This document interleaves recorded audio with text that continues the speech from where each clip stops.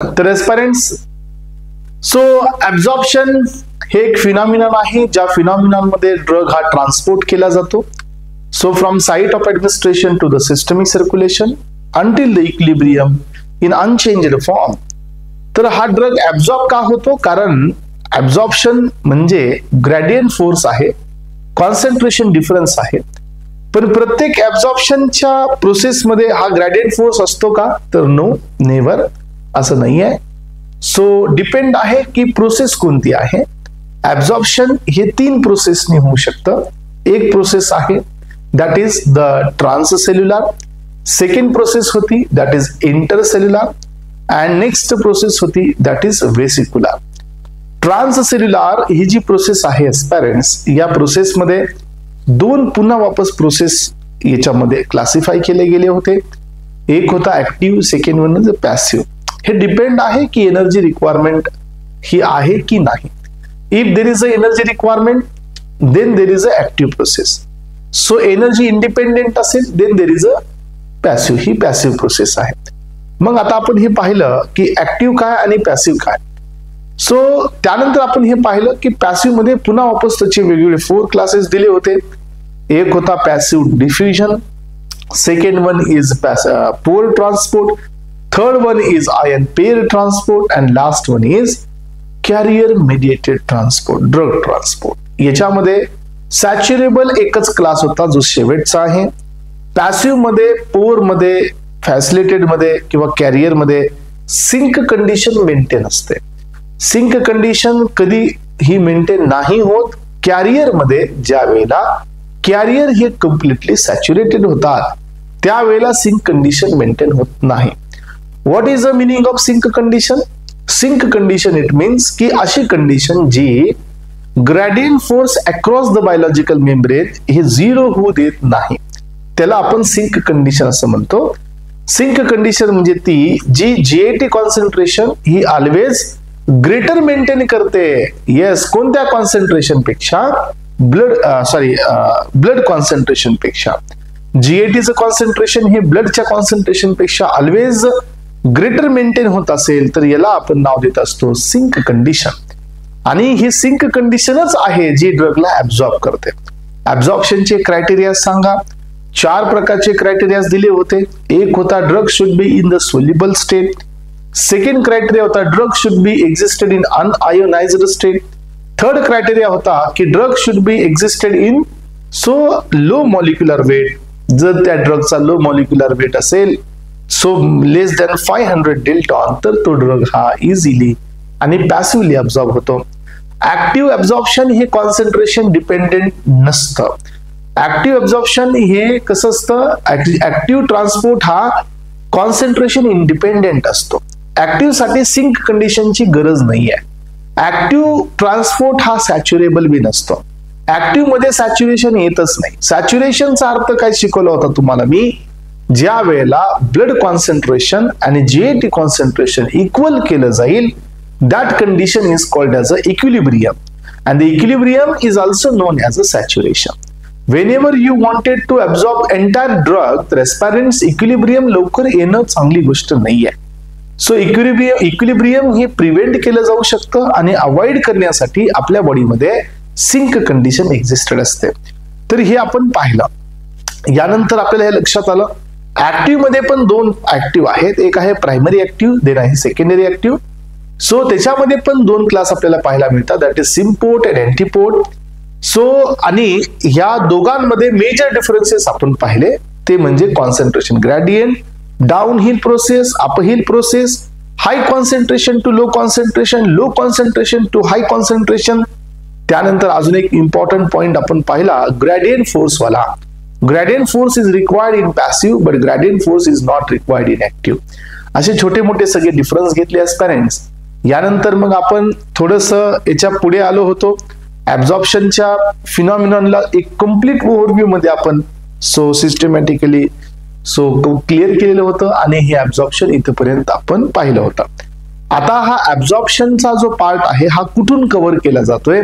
So that is comes under the biopharmaceutics. त्यामुळे parents सुरुवात करायची आहे आपल्याला पहिल्या डेफिनेशन पासून. आणि ही डेफिनेशन ॲब्झॉर्प्शनची नसून ही डेफिनेशन आहे बायो फार्मास्युटिक्सची. कारण हा टॉपिक मी तुम्हाला आत्ताच सांगितलं की हा टॉपिक कोलॉजीचा टॉपिक नाही आहे, हा टॉपिक सुटिक्सचा टॉपिक आहे मेनली, आणि सुटिक्स मध्ये बायो फार्मास्युटिक्स. ओके, चला तर एस्पिरंट्स काय आहे बायो फार्मास्युटिक्स? बायो हा वर्ड आपण कालच पाहिला, which is related to the biological availability, म्हणजे which is related to the systemic circulation. Okay aspirants, कालच आपण बायो अवेलेबिलिटी बाय इक्विव्हॅलन्स पाहिला नाही. बायो हा वर्ड कशाशी रिलेटेड आहे? आपल्या सिस्टमिक सर्क्युलेशनची आहे. चला तर aspirants, bio pharmaceutics is defined as so the study, हे पहा हे कशाचा अभ्यास करते? defined as the study of factors. मग आता मला सांगा एस्पिरंट्स, कोणते फॅक्टर्स? येस, खूप सारे फॅक्टर्स आहेत. पार्टिकल साईज आहे, पार्टिकल शेप आहे, स्ट्रक्चरल नेचर आहे, क्रिस्टलाइन आहे की अमॉर्फस आहे, सो याचा डिझोल्युशन मध्ये काय इम्पॅक्ट आहे, असे खूप सारे फॅक्टर्स आहेत. डोसेस फॉर्म रिलेटेड फॅक्टर आहेत, मॅन्युफॅक्चरिंग रिलेटेड फॅक्टर आहेत, पेशंट रिलेटेड फॅक्टर्स आहेत, खूप सारे फॅक्टर्स आहेत. Study of factors so influencing, हे पहा, सो कोणत्या फॅक्टरचा स्टडी केला जातो? इन्फ्लुएन्स करतात जे फॅक्टर, काय? Rate and amount. Yes, the rate and amount of drug that reaches into the systemic circulation. So that reaches into the systemic circulation. Yes, that reaches into the systemic circulation, and so the use of this information. So या इन्फॉर्मेशनचा benefit करून काय करायचं यांना? Use of information to optimise. याचा अर्थ बी तुम्हाला मी सांगतो. Optimise the therapeutic efficacy. Yes, optimise the therapeutic efficacy of the drug products.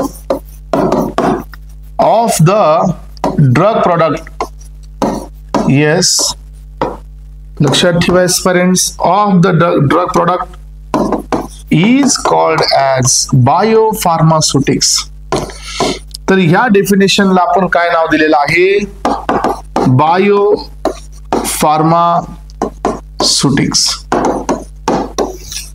Okay, चला तर एकदा डेफिनेशन बघा. डेफिनेशन वरती तुम्हाला पॉइंट क्लिअर होत असतील. डेफिनेशन क्लिअर झाली की असं मला वाटतंय की सगळंच क्लिअर होणार आहे.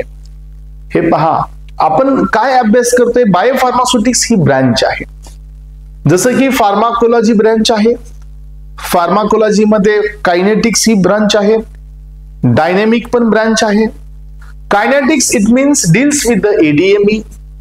Dynamics, it means it deals with the pharmacological action or the mechanism of action. So clinical pharmacy आहे, pharmacovigilance आहे, हे सगळ्या काय आहे? तर हे कोलॉजीच्या ब्रँच आहे. तसं बायोफार्मास्युटिक्स ही सुटिक्सची ब्रँच आहे. मग ही कशाचा अभ्यास करते?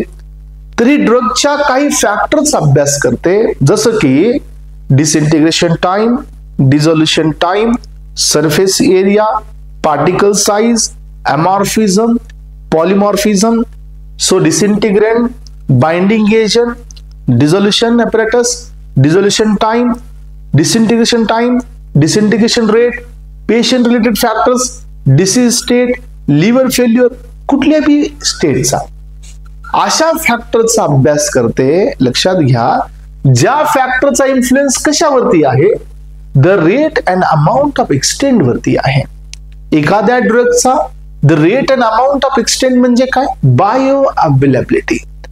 ही अशा फॅक्टरचा अभ्यास करते जे फॅक्टर्स बायो अवेलेबिलिटीला डिसाइड करतात. What is this rate and amount of extend? So याला आपण बायो अवेलेबिलिटी असं म्हणलेलं आहे. असे फॅक्टर्सचा अभ्यास करते, स्टडी करते जे फॅक्टर्स इन्फ्लुएन्स करतात बायो अवेलेबिलिटी आणि त्या फॅक्टरची जी इन्फॉर्मेशन त्यांना मिळाली अभ्यास करून, ही इन्फॉर्मेशन वापरली जाते त्या फॉर्म्युलेशनला ऑप्टिमाइज करण्यासाठी. What is the meaning of optimisation? ऑप्टिमायझेशनचा अर्थ असा असतो पेरेंट्स की तुम्ही ट्रायल एरर बेसिस वरती समजा 100 फॉर्म्युलेशन्स बनवलेले आहेत, त्यातलं एक असं फॉर्म्युलेशन आहे जे की आयडियल आहे. सो एक असं फॉर्म्युलेशन फाइंड आउट करणे जे की आयडियल आहे, आणि this process is called as optimisation. मग तुम्ही काय करताय बघा, बायोफार्मास्युटिक्स मध्ये तुमचं टार्गेट काय आहे? So what you are doing here, so we are doing the study of factors which has the influence on the rate and the amount of extent. अशा फॅक्टर्स अभ्यास करतोय ज्याचा इन्फ्लुएन्स हा आपल्या बॉडीमध्ये त्या ड्रगच्या बायो अवेलेबिलिटी वरती आहे, आणि त्याची ती इन्फॉर्मेशन वापरून त्या फॅक्टरचा अभ्यास केल्यानंतर ही इन्फॉर्मेशन कशासाठी वापरली जात आहे? ऑप्टिमाइज करण्यासाठी त्या ड्रगला, त्या फॉर्म्युलेशनला, in order to get the therapeutic efficacy. So असं तुम्ही ऑप्टिमाइज करा की तुम्हाला काय मिळावं, त्या ड्रगची थेरॅपेटिक इफेक्ट मिळावा, म्हणजे थेरॅपेटिक इफिकेसी मिळावी. So of the drug product, and this entire branch of ceutics is called as a biopharmaceutics. कळलं सगळ्यांना डेफिनेशन? एकदम डिटेल मध्ये डेफिनेशन एक्सप्लेन केलेली आहे पेरेंट्स. सो बायोफार्मास्युटिक्स म्हणजे काय? The study of factors. Yes, अशा फॅक्टरचा अभ्यास करणे ज्यांचा इन्फ्लुएन्स बायो अवेलेबिलिटी वरती आहे, आणि ती इन्फॉर्मेशन कुठं वापरायची यांना सांगा? ती इन्फॉर्मेशन यांना यूज करायची आहे. येस, एका ड्रगच्या ऑप्टिमायझेशन साठी. ऑप्टिमाइज म्हणजे काय सांगा? एक ड्रग असा तयार करा ज्याचा काय मिळेल तुम्हाला?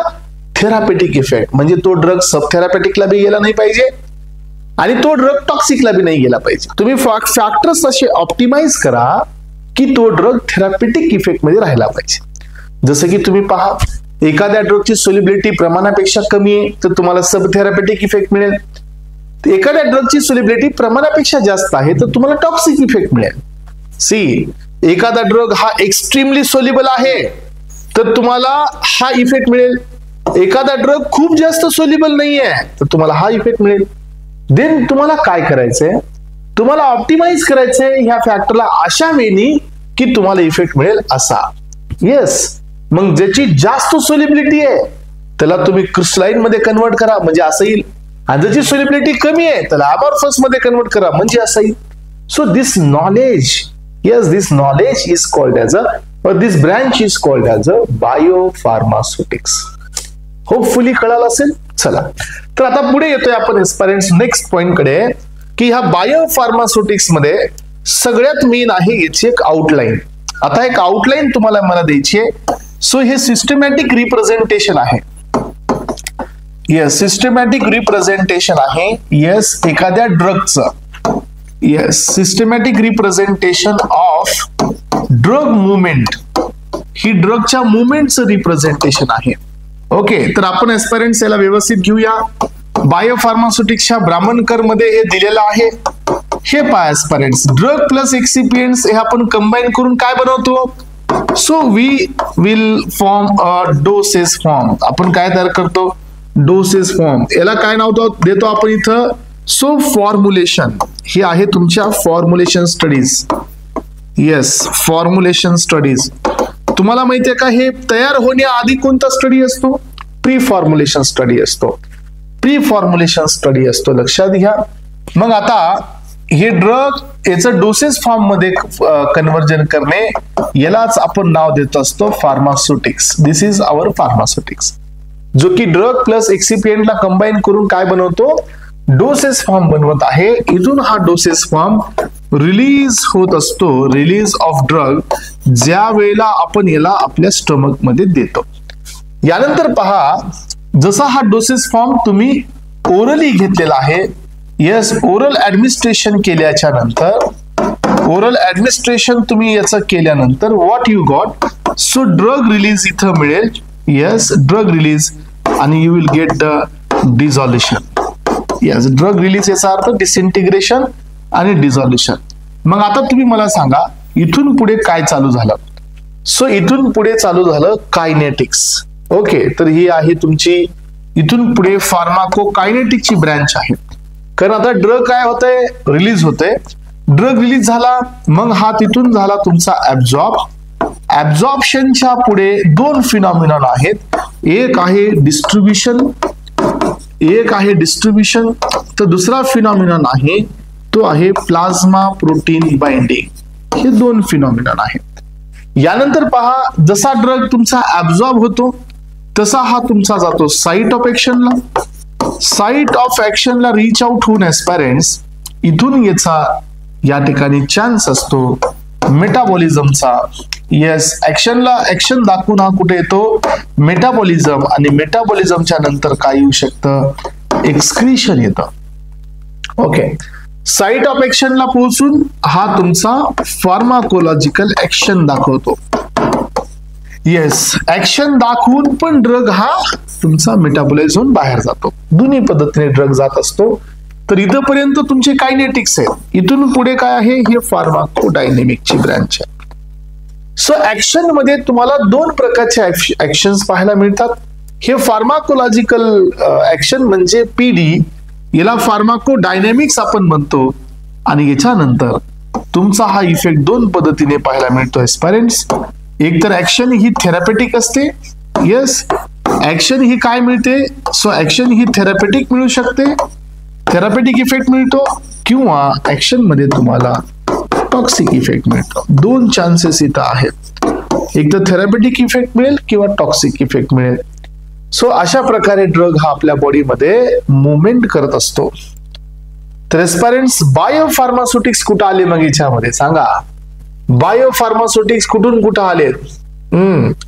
बायोफार्मास्युटिक्स हे डोसेस फॉर्मची सुरुवात झाल्यापासून हे पहा कुठपर्यंत घ्यायचे, सो ड्रग तुमच्या सिस्टमिक सर्क्युलेशन मध्ये येण्यापर्यंत. हे बघा इथपर्यंतचा स्टडी करणे, अशा फॅक्टरचा ह्या रेंज मध्ये याला नाव द्यायचं biopharm. So this is biopharmaceutics. आणि हे आउटलाईन तुम्हाला एक्झाम मध्ये येणार नाहीये, डेफिनेटली येणार नाहीये, पण याचा तुम्हाला या ठिकाणी अंदाज पाहिजे म्हणून आपण ही दिलेली आहे. ठीक आहे एस्पायरंट्स, कळलं सगळ्यांना. हे जनरल व्ह्यू आहे, this is not important for your exam. हे तुम्हाला माहिती असावं म्हणून आपण हे आउटलाईन दिलेली आहे. ब्राह्मणकर मध्ये ही आउटलाईन आहे. झालं सगळ्यांचं? येस, क्लिअर आहे का? रिटर्न मध्ये घेताय व्यवस्थित, माझ्यासोबत आहात? हा, काही पेंडिंग टाकताय? नाही टाकायला पाहिजे, बरोबर आहे की नाही? सो कव्हर करायचंय, माझ्यासोबत चालायचंय. चला तर एस्पायरंट्स, पहिल्या ड्रगचं नाव, पहिल्या चॅप्टरचं इथं नाव देऊन टाका. So absorption of drug. So aspirants, first chapter आपण इथं घेत आहोत, that is called as a drug absorption. Okay, चला तर एस्पायरंट्स, डेफिनेशन घ्या ऍब्झॉर्प्शनची. डेफिनेशन काय सांगते पहा. So drug absorption, yes, drug absorption is defined as the process, yes, the process of movement of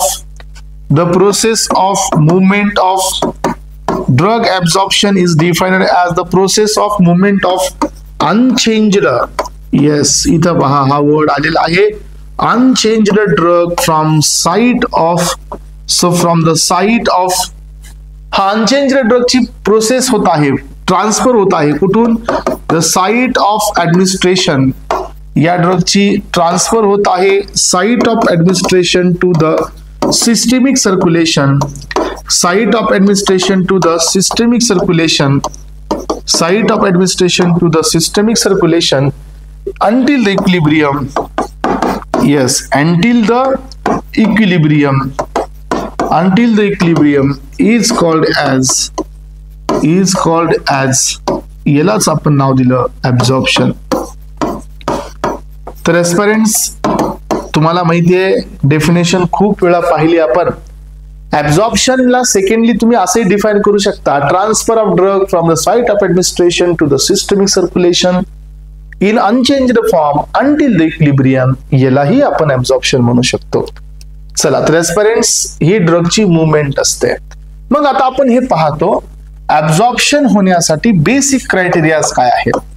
so basic criterias तुम्हाला याच्या आधी बी देण्यात आलेले आहेत, आता बी थोडक्यात देत आहे. तर पहिला क्रायटेरिया आहे so soluble state, first criteria आहे drug should be existed in soluble state. Second one आहे अनआयोनाइज्ड फॉर्म.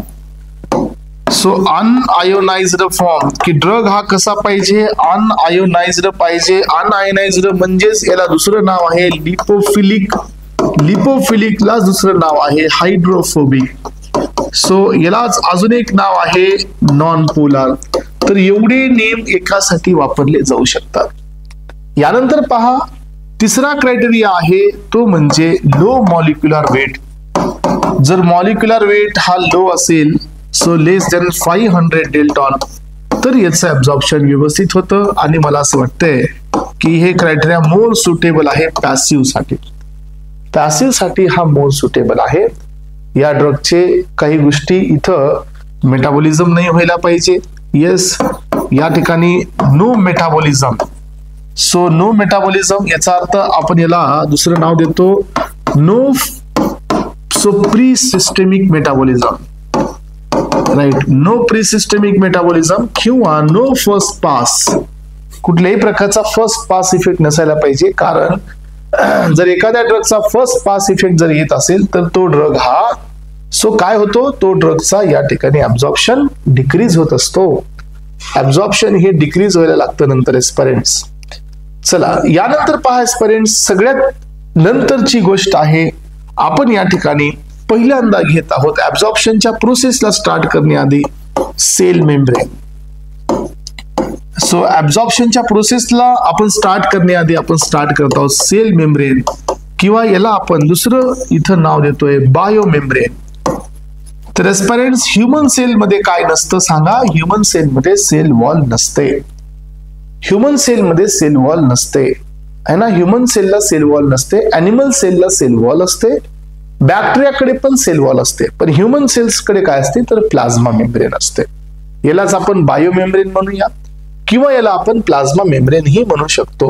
हे पहा, so for a drug transport, yes, for a drug transport drug transport होण्यासाठी, so drug transport and absorption किंवा for a drug transport drug must so cross. हे पहा, ड्रगनी काय केलं पाहिजे, drug must cross so various barriers, yes, barriers in our body. So आपल्या बॉडीमध्ये वेगवेगळ्या बॅरियर्स आहेत. तर ह्या बॅरियर्सला आपण म्हणत असतो बायोलॉजिकल मेम्ब्रेन्स और बायोलॉजिकल बॅरियर्स. मग आता ही बायोलॉजिकल बॅरियर कशी आहे एकदा पाहूया. तर एस्पिरंट्स याचं स्ट्रक्चर मी ड्रॉ करत आहे. तर हे पहा, दिस इज द प्रोटीन. हा प्रोटीनियस पार्ट आहे. सो इथं एक तुम्ही चॅनल सोडा. यानंतर इकडं असे दोन प्रोटीन काढून घ्या. येस, तर ही बायोलॉजिकल मेम्ब्रेन ड्रॉ करत आहे. आणि तुम्हाला माहिती असू द्या याच्यावर क्वेश्चन आलेला आहे. येस, तर इथं हे मधला जो चॅनल आहे तो याला ड्रॉ करून घेऊया. This is the protein channel, right. हे प्रोटीनच असतो. प्रोटीन आपल्याकडे दोन प्रकारचं असतं. एक असतं इंट्रेन्सिक, एक असतं एक्सट्रेन्सिक. आणि याच्यामध्ये एम्बेडेड बी असतं, लक्षात ठेवा. तर हे प्रोटीन आहेत जे बाहेरच्या साईडला याला सपोर्ट देण्याचं काम करतात. Okay, so this is the protein. आणि याच्यामध्ये आपलं एक लिपिड कंटेंट असतं. and that lipid content is called as a phospholipid. Phospholipid कशी असतात सांगा? Polar head, non polar tail, polar head, non polar tail, polar head, non polar tail, polar head, non polar tail, polar head, non polar tail. इकडे बी या polar head, non polar tail, sorry non polar tail, polar head, polar head, non polar head, non polar tail, polar head, non polar tail. तर ही अशा प्रकारे काय असतं, bilayer असते फॉस्फेटची. हे काय आहे तर हे मी जे ड्रॉ करत आहे ना aspirants, so this is called as a phospholipid. तर हे कॉम्पोजिशन आहे फॉस्फोलिपिडचं. बायोलॉजिकल मेम्ब्रेन मध्ये फॉस्फोलिपिड खूप जास्त मॅटर करतात. This is not the cholesterol. बरं का, काही जणांना वाटेल की हे कोलेस्टेरॉल आहे. No, this is not a cholesterol, this is in the phospholipid.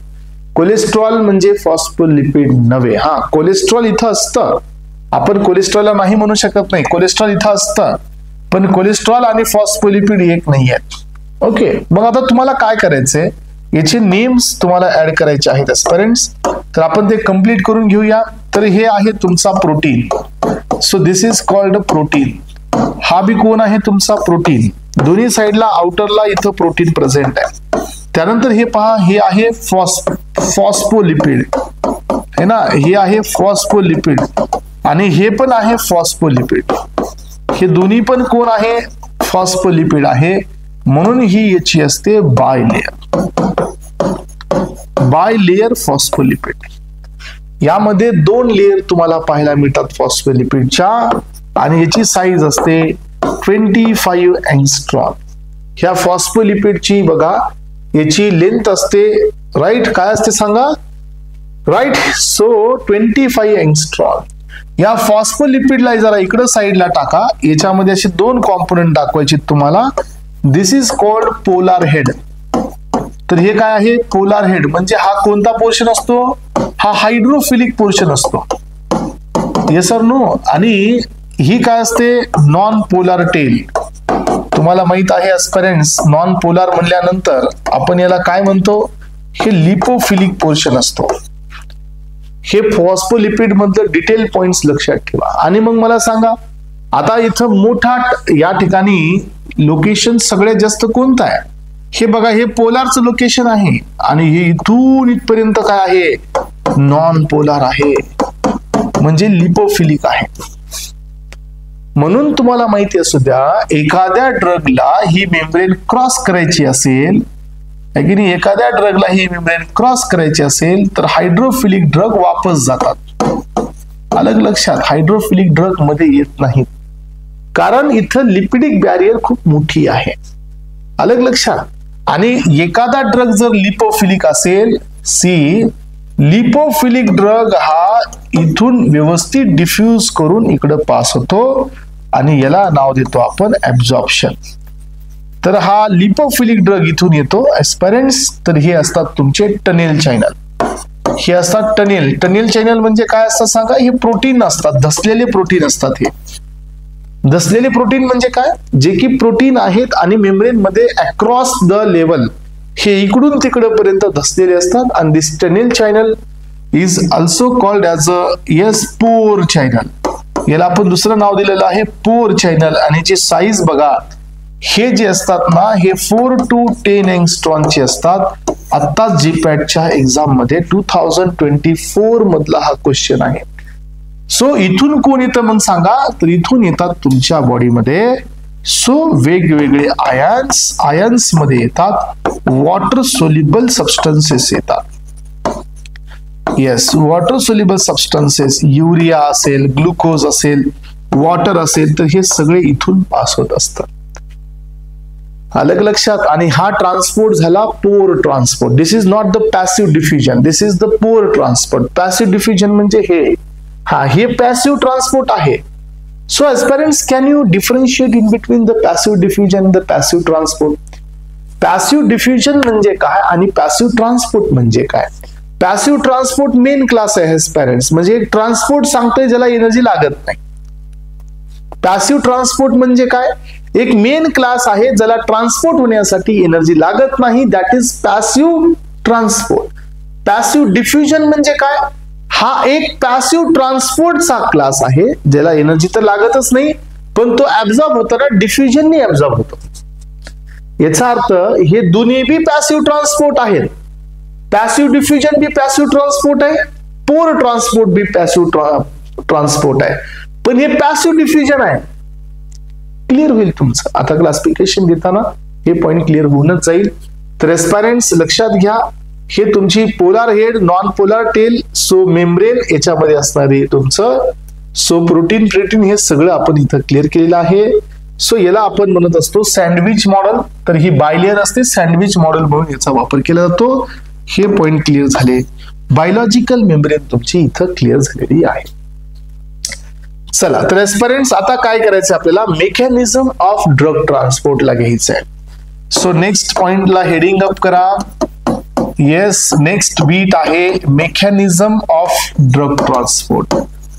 Drug transport होण्याच्या 3 मेकॅनिझम आहेत. येस, तर aspirants there are so three different categories. There are 3 different categories of drug transport. या ड्रग ट्रान्सपोर्टच्या 3 वेगवेगळ्या category आहेत transport मध्ये. यातील पहिला आहे तो आहे ट्रान्ससेल्युलर. सो पहिला क्लास आहे ट्रान्ससेल्युलर, यालाच आपण नाव दिलं इंट्रासेल्युलर. फर्स्ट आहे ट्रान्ससेल्युलर. देन याच्यामध्ये 2 क्लास येतात एस्पिरंट्स. बट ठीक आहे, आधी हे कव्हर करून घेऊया आपण, यानंतर पुढे याचा सब क्लास देऊया. यानंतरचा आहे नेक्स्ट वाला इंटरसेल्युलर. सो ट्रान्ससेल्युलर म्हणजे काय असतो माहितीये का? हा सेल आहे, सेलच्या मधोमध येत असेल तर ट्रान्ससेल्युलर, 2 सेलच्या जंक्शन मधून येत असेल तर इंटरसेल्युलर. तर हे पहा, हे मेकॅनिझमचा पॉइंट तुम्हाला माइंड मध्ये क्लिअर करायचा आहे. आणि त्यानंतरचा नेक्स्ट पार्ट आहे वेसिक्युलर. वेसिक्युलर ड्रग ट्रान्सपोर्ट म्हणजे काय की ड्रग ट्रान्सपोर्ट होत असतो वेसिकल्स फॉर्महून. ठीक आहे, तर एस्पायरंट्स यामध्ये पहिला पॉइंट ऍड करून घ्या. सो तो आहे ट्रान्ससेल्युलर. पहिला क्लास ट्रान्ससेल्युलर. ट्रान्स म्हणजे सेलला मधोमध भेटतोय, किंवा याला दुसरं नाव आहे इंट्रासेल्युलर. सेल मध्ये डेफिनेटली भेदून पुढे जातोय ड्रग ट्रान्सपोर्ट. ठीक आहे, चला, तर याच्यामध्ये आपल्याला पाहिजे 2 क्लास. सो एक क्लास आहे या ट्रान्ससेल्युलर मध्ये, तो आहे पॅसिव्ह ट्रान्सपोर्ट. हा, तर एस्पायरंट्स इथं थोडस तुम्ही स्वतःला क्लिअर करून घ्या, कारण डाऊट इथंच येणार आहे. पॅसिव्ह ट्रान्सपोर्ट म्हणजे काय? हा ट्रान्सपोर्ट असा आहे ज्या ट्रान्सपोर्ट मध्ये एनर्जीची वापर नाही आहे. That is passive transport. Second transport आहे ऍक्टिव्ह ट्रान्सपोर्ट. ऍक्टिव्ह ट्रान्सपोर्ट म्हणजे असा ट्रान्सपोर्ट आहे जिथं एनर्जीचा वापर आहे. मग आता मला सांगा, पॅसिव्ह ट्रान्सपोर्ट म्हणजे काय? याचे क्रायटेरियाज आहेत. एक पहिला क्रायटेरिया आहे एनर्जी इंडिपेंडेंट. एनर्जी वरती डिपेंडेंट नाहीये, म्हणजे no ATP requirement. Then next आहे कॉन्सन्ट्रेशन ग्रेडियंट. कॉन्सन्ट्रेशन ग्रेडियंटचा अर्थ काय असतो माहितीये? कॉन्सन्ट्रेशन ग्रेडियंटचा अर्थ असा असतो की ड्रग हा हाय कॉन्सन्ट्रेशन कडून लो कॉन्सन्ट्रेशन कडे जात आहे. हाय टू लो कडे मुवमेंट आहे. त्यानंतर पहा, तिसरा क्लास आहे यामध्ये. सो एक आहे कॉन्सन्ट्रेशन ग्रेडियंट, दुसरा आहे एनर्जी इंडिपेंडेंट. यानंतर पहा, this is an downhill process. Downhill process, तर ही डाउन हिल प्रोसेस आहे. यानंतर पुढे पहा की या प्रोसेस मध्ये सिंक कंडिशन रिक्वायर्ड आहे. सिंक कंडिशन रिक्वायर्ड आहे.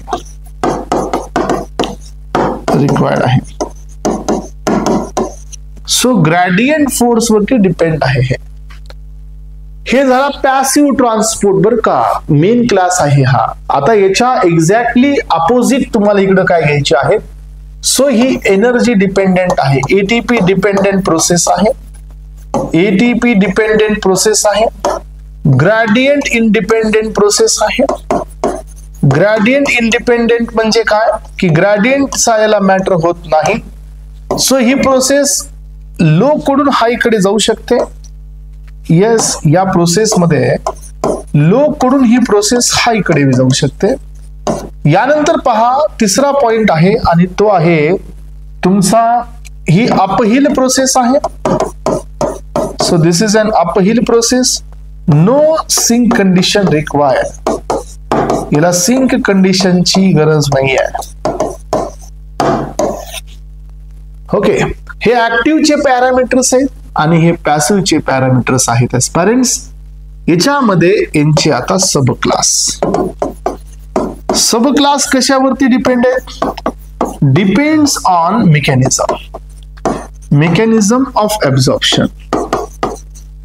तर एस्पायरंट्स आता याच्यामध्ये जे काही मी सब क्लास देणार आहे so depend on mechanism of absorption not action. ऍब्झॉर्प्शनच्या मेकॅनिझम वरती हे क्लास डिपेंड आहेत. तर एस्पिरंट्स आता याच्यामध्ये जी मी काही एक्झाम्पल देणार आहे हे सगळे क्रायटेरिया त्याला लागू होतात का जे वरती दिलेली. हा वरती जेवढे क्रायटेरिया मी दिलेत हे आता त्याच्यामध्ये जे मी सब क्लास दिले हे सगळे क्रायटेरिया त्याला लागू होतात का. नाही होणार. येस. हा आता त्याच्याच मधला क्लास आहे म्हणल्यावर होणार नाहीत का. मग एस्पिरंट्स पहिला क्लास आला पॅसिव्ह डिफ्युजन. तर एस्पिरंट्स काय डिफरन्स आला सांगा बरे मला ह्या दोघांमध्ये. पॅसिव्ह डिफ्युजन आणि पॅसिव्ह ट्रान्सपोर्ट.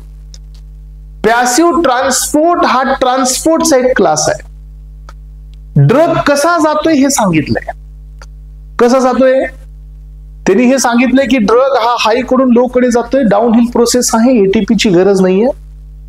कॉन्सन्ट्रेशन ग्रेडियंट आहे हे सांगितलंय का. त्यांनी हे सांगितलंय की ड्रग डिफ्युजनने जातो. नाही नाही नाही. ड्रग ट्रान्सपोर्ट मध्ये हे नाही सांगितलं की ड्रग डिफ्युजनने जातो. तरी हे सांगितले की ड्रग ट्रान्सपोर्ट होतो. डिफ्युजनने जातो का पोर मधून जातो का पेअर मधून जातो का कॅरियरने जातो हे नाही सांगितले. त्यामुळे पॅसिव्ह डिफ्युजन हे वेगळा फिनॉमिनन आहे आणि पॅसिव्ह ट्रान्सपोर्ट हा वेगळा फिनॉमिनन आहे.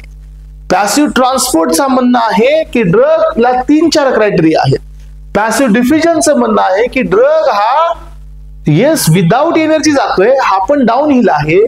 ही पण प्रोसेस तुमची एनर्जी इंडिपेंडेंटच आहे पण हे डिफ्युजननी ड्रग जाणारी प्रोसेस आहे. म्हणून पॅसिव्ह डिफ्युजन हा पॅसिव्ह ट्रान्सपोर्ट मधला एक क्लास आहे. यानंतर पहा दुसरा क्लास आहे पोर ट्रान्सपोर्ट. तर एस्पिरंट्स याला आपण पोर ट्रान्सपोर्ट म्हणतो. This is also called as a bulk flow आणि याला अजून एक नाव आहे that is the convective flow और कन्व्हेक्टिव्ह ट्रान्सपोर्ट.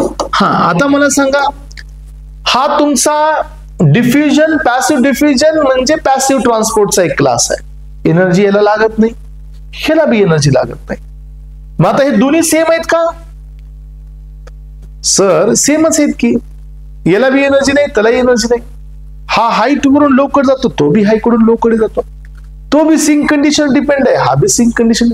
बेटा पण ह्या दोघांमध्ये ड्रग ट्रान्सपोर्ट होण्याची मेकॅनिझम वेगवेगळी आहे. Both are classified under passive transport पण दोन्ही बी सेम नाही आहेत. हा दोघाला बी एनर्जी नाही आहे. दोघंही एनर्जी इंडिपेंडेंट आहेत. दोन्ही प्रोसेस मधून हाय कडून लो कडे जाता येतं सगळं ठीक आहे पण हा पोर मधून जातो हा डिफ्यूज होऊन जातो. हा फरक आहे. म्हणून तुम्हाला माहिती असायला पाहिजे पॅसिव्ह ट्रान्सपोर्ट हा वेगळा फिनॉमिनन आहे. मेन क्लास आहे. त्याच्यामध्ये पुन्हा 4 क्लासेस आहेत. त्यातला पहिला क्लास म्हणजे पॅसिव्ह डिफ्युजन. दुसरा आहे पोर ट्रान्सपोर्ट. तिसरा आहे या ठिकाणी ion pair transport. Third class असतो आयन पेअर ट्रान्सपोर्ट आणि 4th नंबरचा क्लास असतो तो असतो कॅरियर मेडिएटेड. याला आपण फॅसिलिटेटेड म्हणूया ड्रग ट्रान्सपोर्ट. तर हे चारीच्या चारी कसे आहेत एस्पिरंट्स एनर्जी इंडिपेंडेंट आहेत. हाय कडून लो कडे जाणारे आहेत. कॉन्सन्ट्रेशन ग्रेडियंट आहेत. एनर्जी इंडिपेंडेंट आहेत. हाय कडून लो जाणारे आहेत. कॉन्सन्ट्रेशन ग्रेडियंट आहेत. पण हे चौघांच्या ड्रग ऍब्झॉर्प्शन प्रोसेस वेगळे आहेत. हे चारीच्या चारी कुणाचे क्लास आहेत पॅसिव्ह ट्रान्सपोर्टचे. पण हे पॅसिव्ह डिफ्युजन नाही. पॅसिव्ह डिफ्युजन वेगळं. हे ड्रग डिफ्यूज होऊन चालला हा पोर मधून चालला हा पेअर होऊन चालला हा कॅरियरने चालला. एक्झाम्पल बघा ही माझी बायोलॉजिकल मेम्ब्रेन आहे. हा ड्रग डिफ्यूज होऊन चाललाय. सो एक ड्रग आहे जो या चॅनल मधून चाललाय.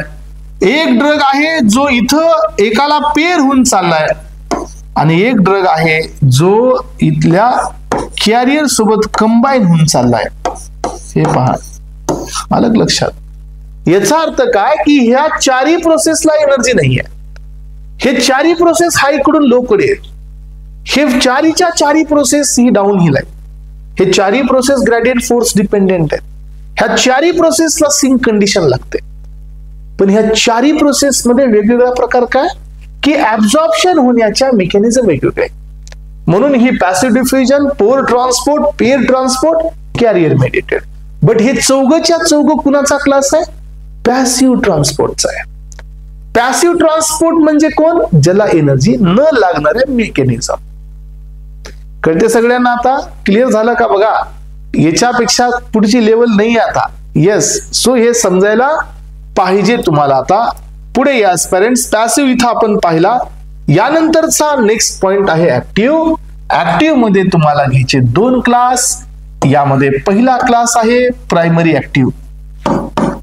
येस, याच्यामध्ये पहिला क्लास आहे primary active drug transport. So हा तुमचा प्रायमरी ऍक्टिव्ह ड्रग ट्रान्सपोर्ट जो आहे, हा प्रायमरी ऍक्टिव्ह ड्रग ट्रान्सपोर्ट हा एनर्जी डायरेक्टली वापरतो. आणि दुसरा असतो secondary active drug transport. Secondary active drug transport, secondary active drug transport. आणि याच्यामध्ये तुम्हाला पुन्हा वापस 2 क्लास पाहायला मिळतात. एक असतो सिम्पोर्ट आणि दुसरा असतो अँटीपोर्ट. सिम्पोर्ट आणि अँटीपोर्ट मध्ये काय अंतर आलं पेरेंट्स? हा सेल आहे. जर इकडला एक आणि तिकडलाच एक एका साईडने जात असेल, एक इकडं आणि दुसरा बी तिकडं जात असेल, दिस इज कॉल्ड सिम्पोर्ट. आणि एखाद्या वेळेला एक जातोय, एक येतोय, किंवा एक येतोय दुसरा जातोय, कसं का असं, पण एक्सचेंज होत आहे, तर याला नाव द्यायचं असतं अँटीपोर्ट. आपल्याकडे हे अँटीपोर्ट असतात आहे. So we have symporter, sodium chloride symporter आपल्याकडे आहे. We have co transporter also. इथं तुम्ही अजून एक पॉइंट लक्षात ठेवू शकता, को ट्रान्सपोर्ट. को ट्रान्सपोर्ट म्हणजे काय की, एक मिनिट, याला इथंच घ्या, नको नको, याला सेपरेट नाही, हे याच्याच अंडर मध्ये येईल, सिम्पोर्टच्याच. दिस इज को ट्रान्सपोर्ट. सिम्पोर्ट म्हणजेच को ट्रान्सपोर्ट. हा, सिम्पोर्ट म्हणजेच को ट्रान्सपोर्ट आणि अँटीपोर्ट म्हणजे काउंटर ट्रान्सपोर्ट. काउंटर ट्रान्सपोर्ट म्हणजे काय? Opposite transport. Yes, counter transport म्हणजे opposite transport. Okay aspirants, uniport, no, you can't say uniport. युनिपोर्टचा अर्थ काय असतो? एकच वेळेला एकच पास करणे, याला आपण युनिपोर्ट म्हणतो. तर एस्पायरेंट्स, एक minute, let me check your statement. हे युनिपोर्ट आपण म्हणू शकतो का?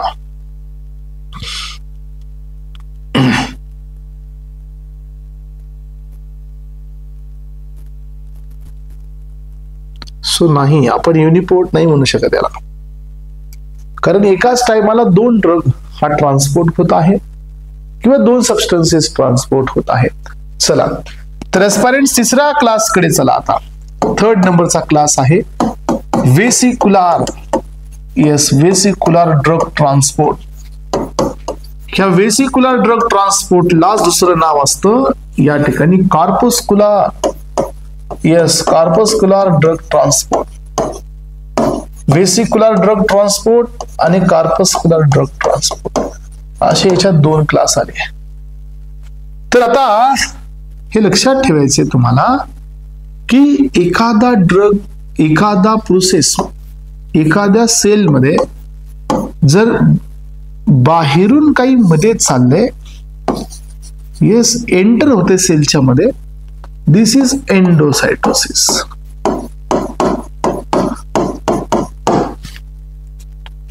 त्यानंतर पहा, सो बाहेरून एखादी गोष्ट, मधून एखादी गोष्ट बाहेर येत आहे, दिस इज कॉल्ड एक्झोसायटोसिस. आणि एखादी, हे डायग्राम काढून घ्या, आणि एखादी गोष्ट सेल मधून सेल मध्ये चालली आहे किंवा इकडून इकडे चालली आहे, तर याला नाव द्यायचं ट्रान्ससायटोसिस. हे 3 फिनॉमिनॉन लक्षात ठेवा. घेतले सगळ्यांनी? पुन्हा कन्फ्युज करायचं नाही बरं का आयुष्यामध्ये. एंडो फिंडो काय पुन्हा नंतर नाहीच, एकदाच आताच काय करायचं ते करा. सो कशाला काय म्हणायचं हे लक्षात आलं, ट्रान्स, एक्झो आणि एंडो. तर हे आपल्या बॉडीमध्ये न्यूरोट्रान्समीटर रिलीज साठी मेन असते बरं का एक्झोसायटोसिस. न्यूरोट्रान्समीटर्स रिलीज होत असतात ह्या प्रोसेसने. हे सेलच्या इटिंग प्रोसेस आहे. हे काय आहे? सेल इटिंग प्रोसेस आहे. सेल इटिंग प्रोसेस असते आणि हे न्यूरोट्रान्समीटर आपल्या बॉडीमध्ये न्यूरोट्रान्समीटर रिलीज प्रोसेस आहे ही. सो आपल्या बॉडीमध्ये न्यूरोट्रान्समीटर हे सगळेच्या सगळे न्यूरोट्रान्समीटर एक्झोसायटोसिसनीच रिलीज होत असतात. बरोबर आहे. हा, तर एस्पायरंट्स आता आपल्याला काय पाहायचंय याच्यामध्ये, एंडोसायटोसिस मध्ये दोन क्लास आहे.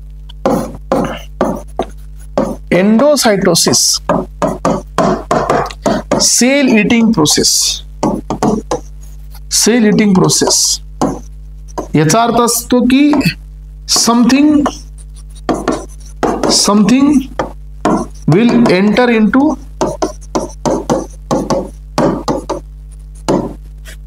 सेल. मग आता याच्यामध्ये दोन प्रोसेस आहे. याचा सब क्लास फर्स्ट क्लास आहे, that is फॅगोसायटोसिस.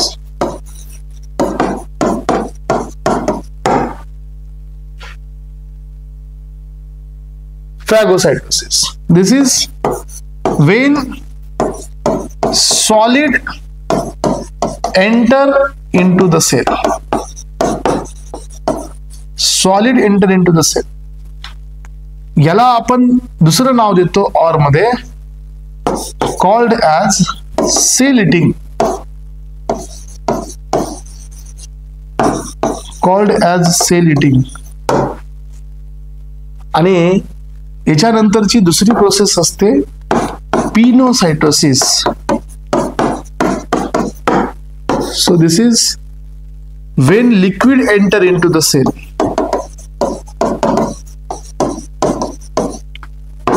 Enter into the cell याला नाव द्यायचं called as cell drinking.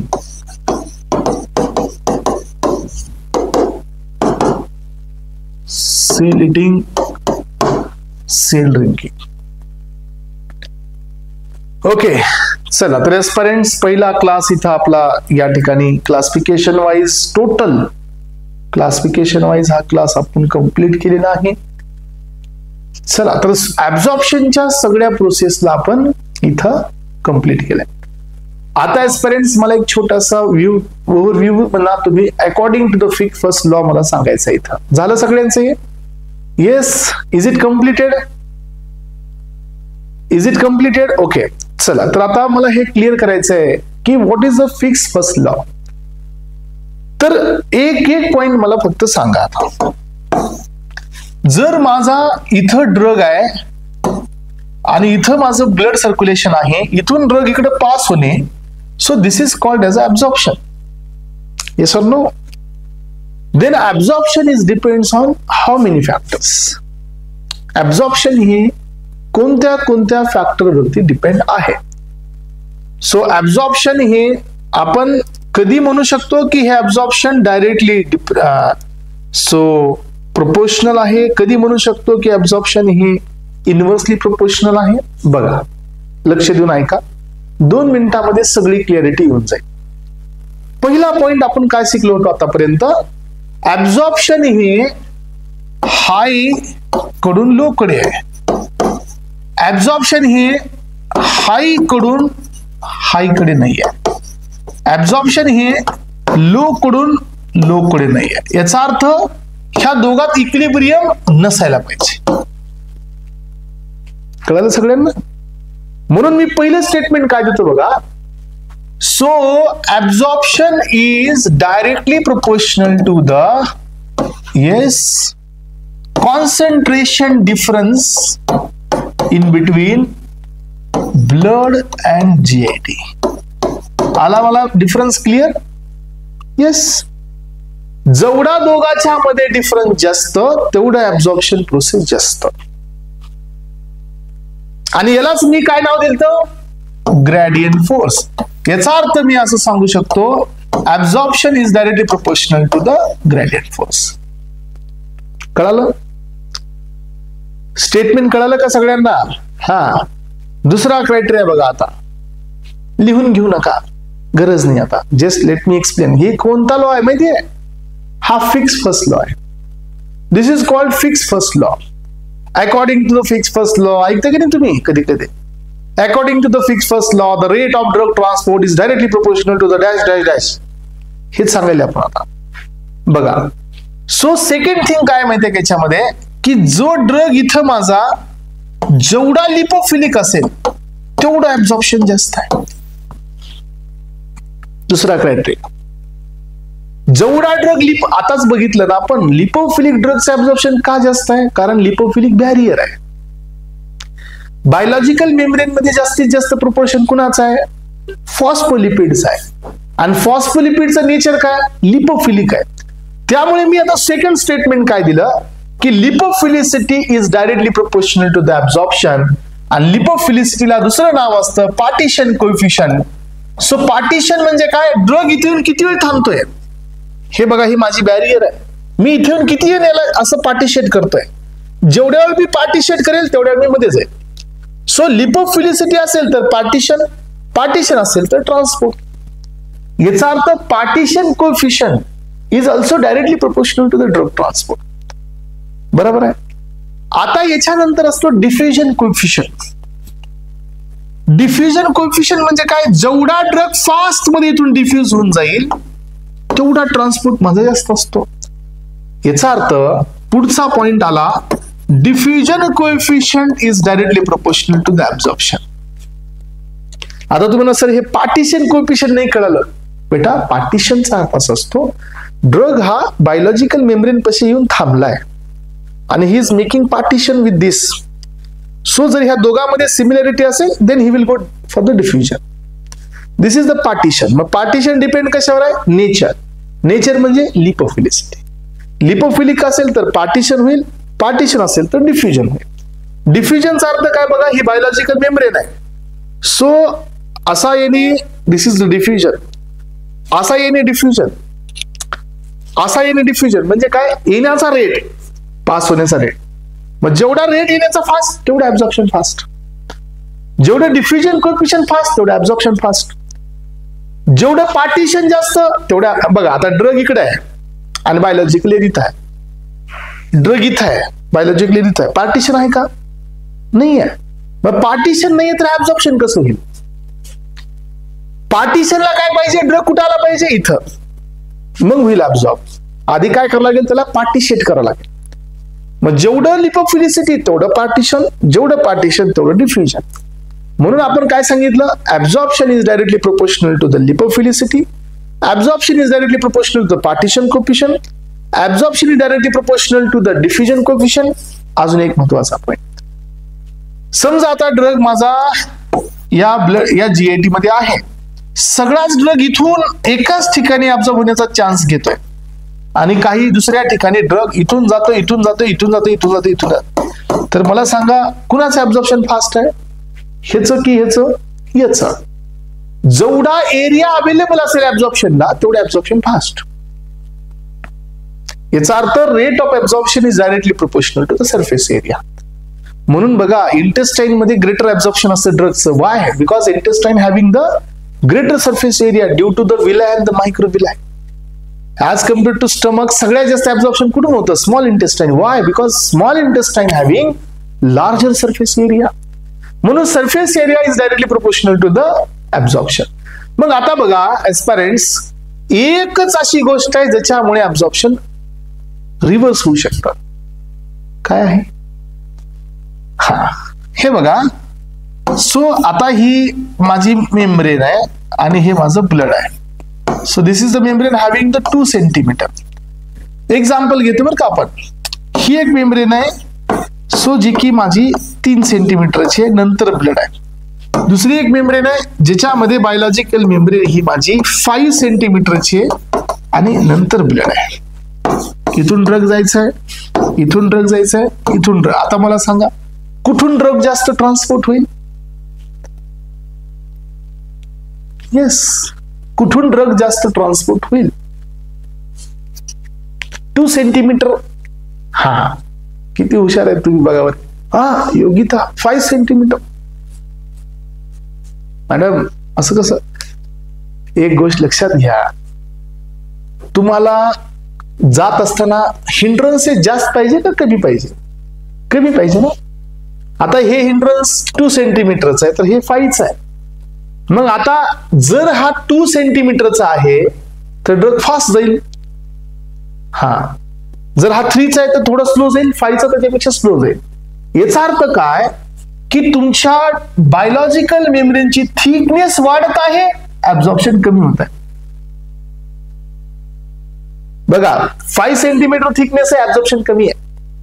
Thickness जास्त, ऍब्झॉर्प्शन कमी. हा, मग एकच फॅक्टर असतो जो ऍब्झॉर्प्शनला इन्व्हर्सली प्रोपोर्शनल जातो, and that is what the thickness of biological membrane. हा एक फॅक्टर याच्या उलटा असतो. एक थिकनेस टाकायचं, दुसरा फॅक्टर घ्यायचा विस्कॉसिटी. विस्कॉसिटी पण तुमच्या ऍब्झॉर्प्शनला उलटी असते. एखादा ड्रग जास्त विस्कस घेतला तर त्याचं ऍब्झॉर्प्शन प्रॉपर होत नाही. तर पेरेंट्स, या लॉला नाव द्यायचं आपण काय नाव द्यायचंय?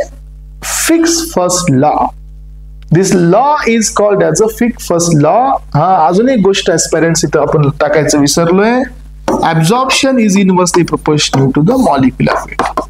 तर हे 3 फॅक्टर आहेत. यातले 2 फॅक्टर लॉ मध्ये नाहीयेत, हा फॅक्टर लॉ मध्ये. हे 2 फॅक्टर लॉ मध्ये नाहीयेत. फिक्स फर्स्ट लॉ मध्ये फक्त एक फॅक्टर कन्सिडर केला, that is the thickness of biological membrane. आणि हे झाला तुमचा फिक्स लॉ. फिक्स लॉ मग काय सांगतो सांगा? According to the Fick's law, the rate of drug transport is directly proportional to the gradient force. High concentration to low concentration होण्यासाठी gradient force वरती डिपेंड आहे. It is also depend directly proportional to the diffusion coefficient, surface area, lipophilicity, partition coefficient, gradient force एवढ्यावरती directly proportional आहे. Inversely proportional to the thickness of biological membrane, molecular weight आणि viscosity of the medium याच्याने inversely आहे. आणि ह्या सगळ्या फिनॉमिनॉनला नाव द्यायचं Fick's first law. Yes, thank you so much aspirants. Have a nice day. Thank you.